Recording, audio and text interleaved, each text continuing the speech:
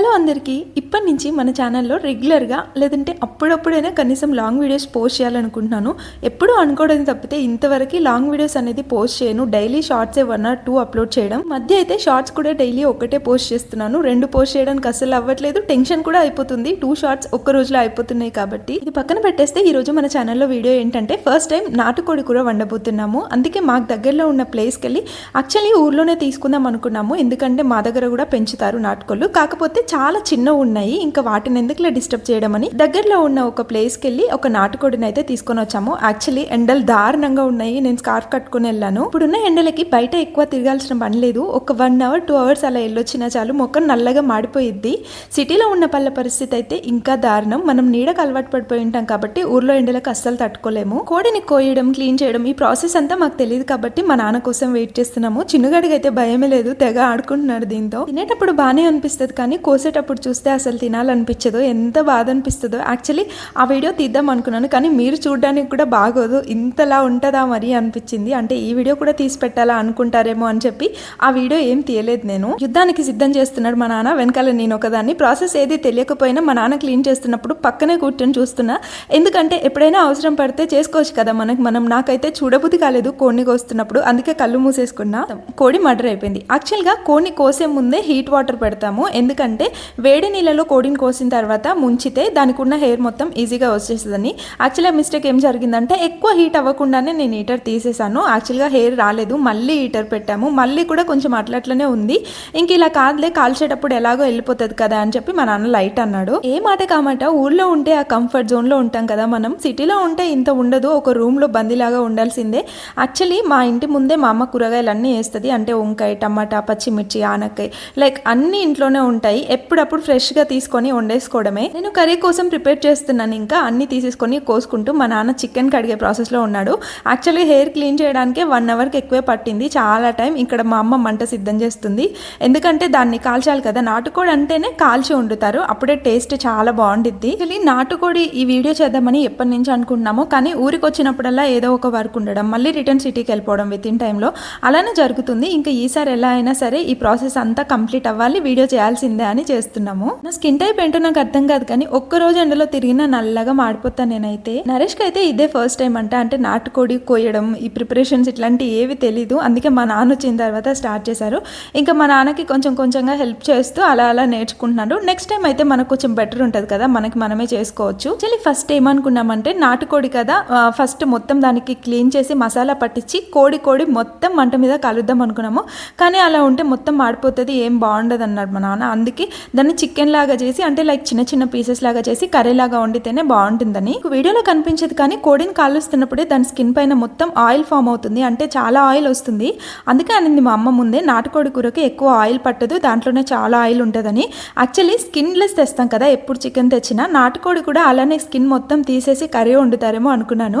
But అది తీసేస్తే టేస్టే ఉండదు నాటుకోడిలో అనింది మా అమ్మ. ఇంకా కోడిని కాల్చిన తర్వాత దాన్ని క్లీన్ చేసుకోవాలి. అంటే లైక్ కొంచెం పసుపు పెట్టి మొత్తం క్లీన్ చేసుకుంటే మనం ఇంకా ముక్కలు కొట్టేసుకోవడమే. యాక్చువల్లీ చాలా బాధ అనిపించింది, ఎందుకంటే గట్టిగా బిగుసుకుపోయింది కోడి ఎక్కడికక్కడికి. కోడిని కాల్చిన తర్వాత మా నాన్నకి చిన్న వర్క్ ఉందంటే పొలం పక్కనే ఉంటుంది కదా, వర్క్ ఉండి మా నాన్న వెళ్ళిపోయాడు అక్కడికి. ఇంకా ఎలాగో ఇది ఈజీయే కదా పీసెస్ చేసుకోవడం, మా అమ్మ కూడా చేస్తుందని. ఫస్ట్ టైం కదా తనకి, ఎలా కట్ చేయాలో కూడా అర్థం కావట్లేదు. ఇంకా మా అమ్మ పక్క నుంచి అడ్వైజెస్ ఇస్తుంటే అలా క్లీన్ చేస్తూ కట్ చేస్తున్నాడు. యాక్చువల్లీ స్కిన్ దానికి అదే ఊడిపోతుంది, కాల్చాం కదా అందుకని. లోపల చాలా ప్రాసెస్ ఉండింది, అదంతా క్లీనింగ్ ఏవేవో ఉన్నాయి లోపల. అయితే ఏ మాట కామాట నాటుకోడి, బాయిలర్ కోడి కొంచెం డబ్బులు ఎక్కువైనా నాటుకోడి తెచ్చుకొని వండుకుంటేనే టేస్ట్ అద్రిపోతుంది. ముక్క కట్ చేస్తున్నప్పుడే మనకు తెలుస్తుంది. బాయిలర్ కోడి అయితే మనకి మెత్తగా ఉబ్బెత్తుగా ఉండి స్పాంజ్ లాగా ఉంటుంది కదా, నాటుకోడి అలా కాదు, ముక్క గట్టిగా ఉంటుంది, మటన్ ముక్కలాగా. ఇలా మాకైతే 500 rupees కేజీ చెప్పాడు. అంటే ఒక కోడి 500 చెప్పాడు, అది కేజీ ఉంటుంది. కాకపోతే మేము 400కి అడిగాము. మేము తీసుకున్న కోడి అయితే కేజీన్నర అలా వచ్చింది. ఇంకా ఒక 100-150 grams అలా వేస్టేజ్ పోతే మిగతాది మొత్తం కూరనే వచ్చింది, చాలా ఎక్కువగానే. నాటుకోడి కూర కట్టెల పొయ్యి మీద, అది కూడా మన ఊర్లో మన ఇంట్లో, మామూలుగా లేదు కదా. నాకు చాలా హ్యాపీగా అనిపించింది ఇలా కూర్చొని వంట చేస్తున్నప్పుడు. నేను ఊరికి వెళ్ళిన ప్రతిసారి, అంటే మేము ఊరికి వెళ్ళినా వెళ్ళకపోయినా మా అమ్మ మ్యాక్సిమం కట్టెల పొయ్యి మీదే వండుతుంది. ఎందుకంటే పొలం మాకు దగ్గరలోనే ఉంటుంది, కట్టెలు అన్నీ అవైలబుల్గా ఉంటాయి కాబట్టి గ్యాస్ ఎందుకు వేస్ట్ చేయడం అని మ్యాక్సిమం కట్టెల పొయ్యి. ఎప్పుడైనా వాన పడితే తప్ప గ్యాస్ యూజ్ చేయదు, ఓన్లీ పాలకి చాయ్కి మాత్రమే గ్యాస్ వాడుతుంది. నాటుకోడి కూరలో కాల్చిన కొబ్బరి దంచేస్తే చాలా టేస్ట్ బాగుంటుందని మా అమ్మ కాల్చమని చెప్పింది. యాక్చువల్గా నేను చిన్న కట్టె గుచ్చి కాల్చుదాం అనుకున్నాను కానీ ఆ కుడక మొత్తం వెళ్ళిపోయి లోపల పడిపోయింది, కొంచెం మాడిపోయింది కూడా. యాక్చువల్లీ నాకు కాల్చిన కొబ్బరి తినడం అంటే చాలా ఇష్టం, సూపర్ టేస్ట్గా ఉండిద్ది. దీంట్లో ఒక ఎల్లిపాయ మొత్తం దంచి, అంటే ఇది అది కలిపి దంచి పేస్ట్ చేసి లాస్ట్లో వేస్తాము. స్మెల్ వస్తుంది, మామూలుగా ఉండదు. యాక్చువల్లీ మేము ఈ ప్రాసెస్ మొత్తం 2:30కి కోడిని తీసుకొస్తే ఆల్మోస్ట్ 3:30కి అలా ప్రాసెస్ అయితే స్టార్ట్ చేసాము. ఎక్కడ చీకటి అయిపోతుందో మళ్ళీ వీడియో రాదు కదా మనకి, మెయిన్ అదే కాబట్టి ఇంకా తొందరగా కంప్లీట్ చేసుకున్నాము. ఎంత తొందరగా చేయాలనుకున్నా కూడా ప్రాసెస్ అనేది ఉంటుంది కదా. ఇక్కడ కనిపిస్తున్న మేకలు కోళ్ళు ఏవి మావి కావు, కానీ మా ఇల్లు పక్కన ఇల్లు అన్ని ఇల్లు కవర్ చేసి వెళ్తాయి ఇవి ఈవినింగ్ టైం వరకు. చూసే అలవాటు అయింది అనుకుంటా చిన్నుకి. కెమెరా ఆన్ చేసింది కనిపిస్తే చాలు హాయ్ చెప్తాడు.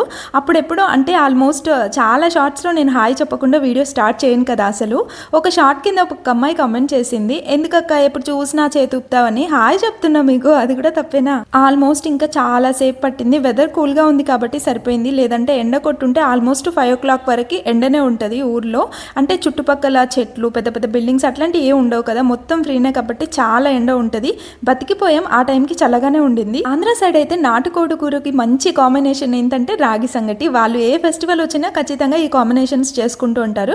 మరి మన తెలంగాణలో నాటుకోడి కూరకి మంచి కాంబినేషన్ అంటే మీరేం చెప్తారు? నేనైతే ఫస్ట్ టైం వండుతున్నా నాటుకోడి కూర. ప్రాసెస్ మొత్తం చికెన్ లానే నార్మల్ కోడి వండినట్టే ఉంటుంది కదా అని కూర్చున్నా, కానీ ముక్కలు అయితే గట్టిగా ఉంటున్నాయి. ఎంతసేపటికి అంటే నార్మల్ చికెన్ వండినట్టు అయితే లేదు ఇది. నా పెళ్ళైన తర్వాత అయితే ఇదే ఫస్ట్ టైం నేను నాటుకోడి కూర తినడం. పెళ్లికి ముందు కూడా ఎప్పుడో తినింది గుర్తే లేదు. నా చిన్నప్పుడు అయితే మా అమ్మ ఇంట్లో కోళ్ళను పెంచేది కాబట్టి అప్పుడైతే ఎప్పుడప్పుడు ఉండేది. దాని తర్వాత ఇంకా ఇప్పుడే అనుకుంటా ఫస్ట్ టైం. అయితే కారం కొంచెం గట్టిగానే తింటాము, ఎందుకో తెలీదు. నార్మల్ కర్రీస్లో తక్కువ వేసుకున్నా, నాన్ వెజ్లో కారం తక్కువ అయిపోతే కొంచెం ఒకలాంటి స్మెల్ వస్తుంది. కారం మసాలా గట్టిగా ఉంటేనే టేస్ట్ అదిరిపోతుంది. మనం ఊర్లో ఉంటే ఎంత సంపాదిస్తాం, ఏం వెనకకేస్తాం అనే విషయాన్ని పక్కన పెడితే నేచర్కి దగ్గరగా బతకొచ్చు. అంటే మనం పండించుకొని మనమే తినొచ్చు, మన పొలాల్లో తిరగొచ్చు, మన ఇంట్లో మన ఊర్లో.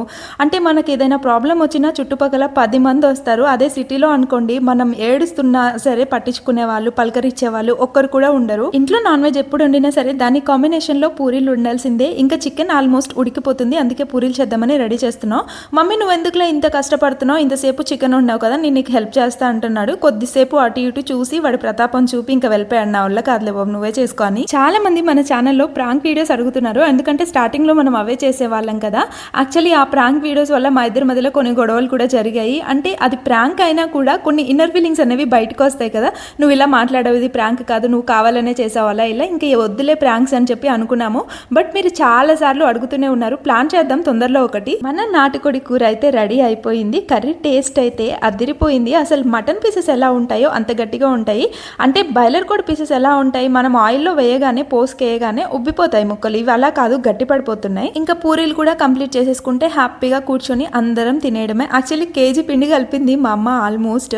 నేను కొంచెం పూరీలు ఎలా చేస్తా అంటే కొంచెం లావుగా అంటే మందంగా కొంచెం పెద్దగా చేస్తాను. పలుచగా చేస్తే మరి ఒట్టిగా అయిపోతాయి కదా, అలా అని చెప్పి ఇంత పిండికి ఇన్నే పూరీలు చేసావేంటి అని షాక్ అయింది. మా అమ్మ అయితే చాలా ఎక్కువ చేసేది కేజీ పిండికి. చికెన్ వండి పూరీలు చేసి ఇదంతా అయిపోయేసరికి అప్పుడప్పుడే చీకటి పడుతుంది. ఎండాకాలం కాబట్టి కొంచెం లేట్గా చీకటి అవుతుంది కదా, అదొకటి కలిసి వచ్చింది. ఇంకా ఆల్మోస్ట్ అంతా అయిపోయిన తర్వాత తింటా అంటే దిష్టి తీసి ఇస్తున్నా. ఏదైనా సరే మన సైడ్ దిష్టి తీసాకే తింటాం కదా. మీకు ఈ వీడియో నచ్చుతుందనే అనుకుంటున్నాను. ఒకవేళ నచ్చితే ఖచ్చితంగా లైక్ చేసి మన ఛానల్ని సబ్స్క్రైబ్ చేసుకోండి. మీ సపోర్ట్ ఉంటే అంటే లైక్ మీరు నేను వీడియో చేసినప్పుడు దానికి లైక్స్ వ్యూస్ని బట్టే కదా నాకు చెయ్యాలి ఇంకా చేయాలి అన్న ఒక హోప్ వస్తుంది. అంటే ఎంకరేజ్మెంట్ కదా మీ నుంచి నాకు అది. ఇంకో విషయం ఏంటంటే చాలా మంది ఛానల్లో వీడియో సబ్స్క్రైబ్ చేసుకోకుండానే చూస్తున్నారు. ప్లీజ్ ఛానల్ని సబ్స్క్రైబ్ చేసుకోండి. మీరు వీడియో లాస్ట్ వరకు చూసుంటే ఖచ్చితంగా నేను పడ్డ కష్టానికైనా లైక్ ఇవ్వండి. మీరు కొద్దిసేపే ఈ వీడియో చూసుంటారు, కానీ దీని వెనకాల నేను పడ్డ కష్టం చాలా ఉంది. టేస్ట్ అయితే అదిరిపోయింది.